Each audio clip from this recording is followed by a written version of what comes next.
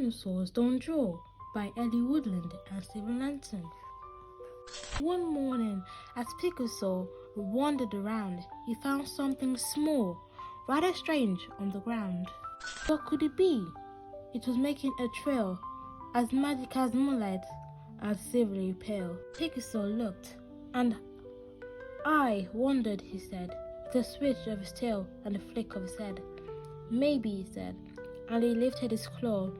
It clutched at the white thing that started to draw. And out of the white thing came mountains as high as the whispery wind and the stars in the sky. And Picasso gazed, quite amazed, and said, "Wow! I must show my mother. I will show her right now." "You got," said his mom with a frown. "Let go of that white thing. Come on, put it down." Dinosaurs gnash and dinosaurs bash. They splash and they dash.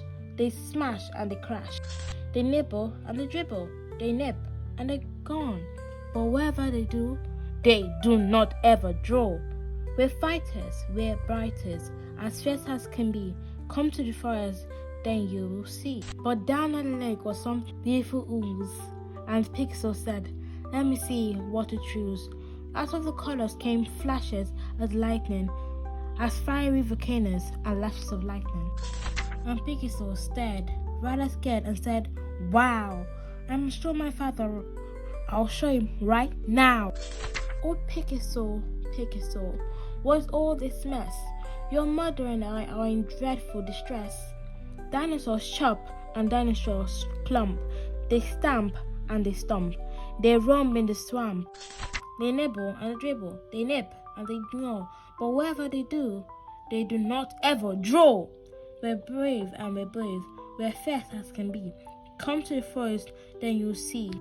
But down by the wood were some sticks, whole and charred. And Picasso thought, and he wondered quite hard. Then out of the black stuff came clouds, all aglow with bitter sweat, water and glitter of snow. And Picasso shook his head and looked and said, "Wow, I must show my cousin. I'll show them right now." Picasso, down at the forest, they yelled, "Come and fight, forget all your drawing, there's a battle tonight." Dinosaurs prowl, dinosaurs scowl, they howl and they growl, but our tempers are foul. They ran and they rode in the muck and the mud, but then from the forest they heard a loud thud. And there stood a T-Rex as tall as 10 green trees, with his eyes flaming red, while his breath bore in the breeze. The dinosaurs quacked, dinosaurs quivered. They yelped out for help, and then they shook and then they shivered. The T-Rex yelled, "Yum!" and then he lifted his jaw, and then he whipped round as he got, and he saw a fearful foul dinosaurs, whose jaws were so wide they would easily fit a whole dinosaur inside. "Ah!" wailed the T-Rex, and raced down the track. Then he reached the far mountains and didn't come back. The Picasso family said, "Hip hip, hooray! 3 tears for our artist. Our son saved the day. Picasso, sorry we got it all wrong.